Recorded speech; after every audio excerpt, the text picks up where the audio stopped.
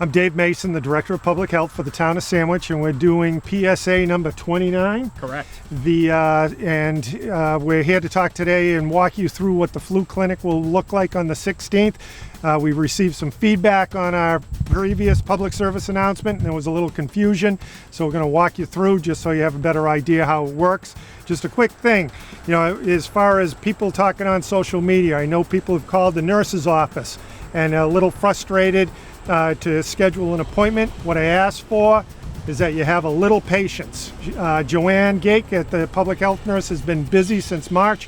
She will get to you for the scheduling. Just have some patience with that, okay? And Chief Burke has an update on what's going on in the town and the county. Okay. Thanks, Dave. As of today, September 9th, 2020, still 0 cases here in Sandwich. There are 2 cases in the county that are hospitalized, neither one are in the ICU. So we've maintained a good summer so far, and let's keep it up. All right, so you want to walk us through where we're at the intersection of Beale and Morse Road. So the old tennis courts of the Wing School are just to our left, but this will be your entry point in your vehicle. So as you can see behind me, we'll take either a left or a right onto Morse Road, and we're going to follow the road all the way around, and we will show you up on the other side where the queuing or the registration area is. We'll actually walk you through what the site looks like, where the holding area is, and then where you will exit. We'll also point out some traffic checkpoints that are going to be there. And if we have time, I'm going to put these guys in my vehicle, and we're actually going to drive the route all the way around to let you visualize what you're going to see. Okay, so we are on Beale Ave right now, and we're making our way down to Morse Road. I'm going to be taking a right. And again, there'll be signage here, there'll be traffic direction folks here. And if you live locally in this area here, you'll be led in. We're gonna follow the road all the way around. And again, this is where we were talking about having the ability to queue cars, and a lot of cars. And we're not expecting, thousands of vehicles, but in the future, part of what we're doing with this is if there's a COVID vaccine and we need to hand it out to residents, we can do that. But this plan also doubles as, if there was a water emergency and we had to distribute bottled water, if we had to distribute important supplies, this particular plan will mimic all of that. So that's why it's good for us to practice it and to utilize the flu vaccine to be able to make sure the plan is going to work. And as Joanne will reiterate, we have 2 dates, September 16th and October 7th. I'm coming along Morse Road now. I'm coming by the condos and the Babe Ruth baseball field, where I'm going to take a right. Again, there'll be personnel here to direct you. And as we take the right, when we get up behind the field, the upper parking lot entrance to the Wing School, there'll be some signage and also another traffic control personnel who will direct you into the queuing area. So I'm going to take a right. As I come in, you're going to stay to the right. This area here will be all clear of buses and vehicles. There'll be cones, and all the way to the right here, where you see all these white vans, will actually be the queuing area, where you will drive up, and there'll be multiple people here to move you forward. And when you get to the end here, just prior to this Connex box, will be the registration area. There'll be a little pop-up tent here, and that's where they will take your information, and they'll give you what your assigned dosage flu will be based on age, and Joanne has all that criteria. So as we're right here, we would get our information, and make sure, again, you put your vehicle in park, you talk to the individual, they'll direct you from there. When I get my information and I'm ready to go, they'll tell you to proceed this way. And you can see these cars will be out of here. There'll be a slight left, and then an immediate right turn right into the bus loop at the Wing School. And again, this is where, in between the basketball hoops, is where the tent is going to be. As you can see, there's 2 lanes here. You'll be given a designated lane. There'll be a traffic control person here also, verifying which dosage you're going to get and which lane you're going to go into. You're going to have your dose verified at least 3 times, sometimes 4, before they give it to you for quality control. So as we were to pull up, and let's just pretend there's a tent underneath us here, you'll be directed to put the car in park.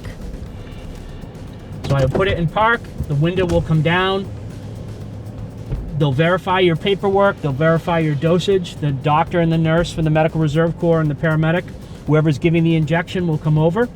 You'll roll your sleeve up, again, loose fitting clothing, you'll stick your arm out the window, they'll administer the vaccine, then when they're done, you can roll your window up, and again, we want to make sure you have facial coverings on as you do this. No pets in the vehicle, no weapons. If there's a second person in the vehicle, make sure they've gotten their shot, and then we can put the car back in drive.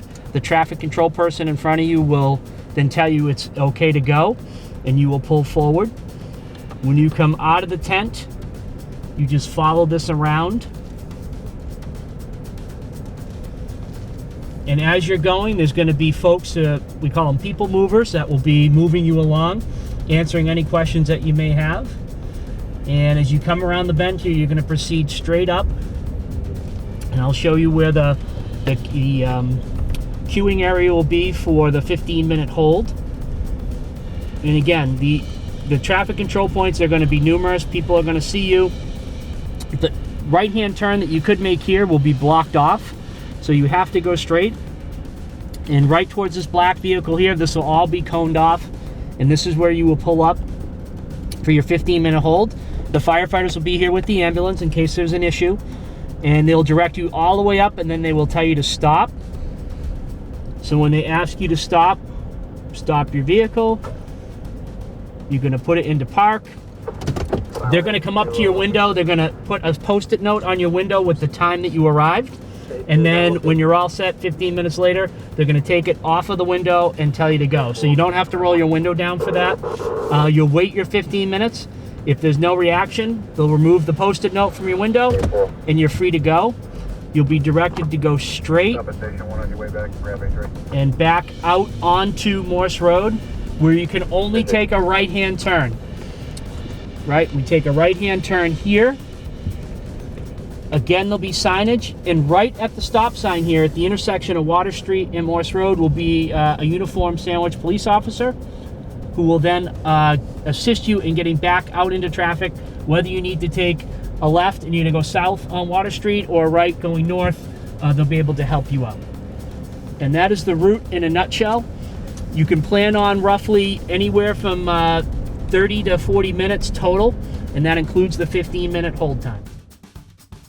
All right, so we're in the area that the shots will occur.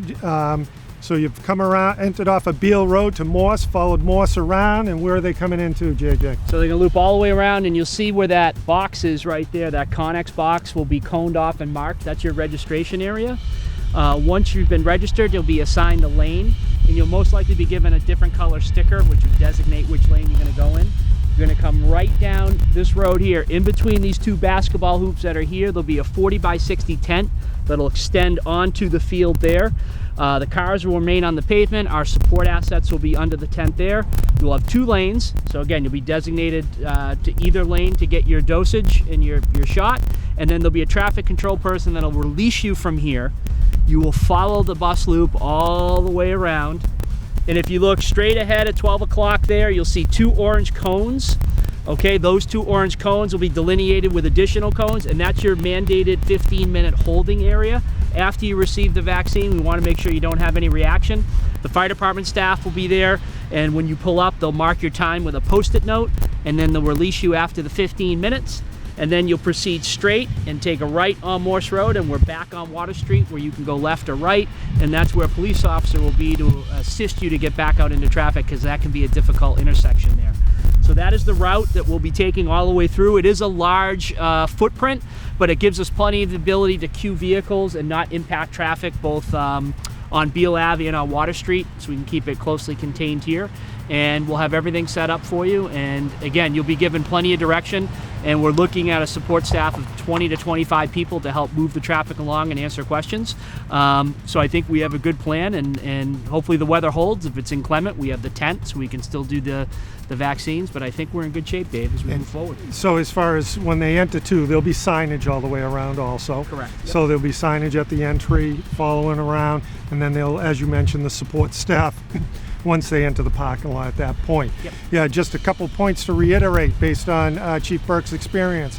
What don't we want in the car when you come in? So if we can avoid having pets unless they're a service animal, so any pets are usually frowned upon when we do a drive-through, because again, the nurses and the paramedics are going to be actually entering your vehicle to give the shot, so we want to avoid any interactions.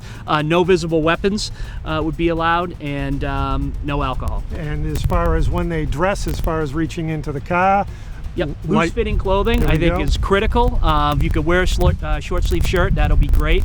Again, we don't want you be taking off layers as you pull up, so short-sleeve shirt, something loose-fitting, real easy. You can roll your sleeve up, give your shot, and then you can move on. And as we're driving, as you're pulling in, people continually remind you, put the car in park, especially when we're giving the shots and they're leaning in. So just be cooperative with those people, you know, follow directions, follow their directions, and we'll get it done in a safe way. Excellent. All right, well, thank you very much. Thank you, Chief Burke. We'll have Joanne Gake here running. Shout out to Chip Riley for he's the Deputy Emergency Management Director, for putting the plan together, the document to run this also on the 16th, and we look forward to seeing you then.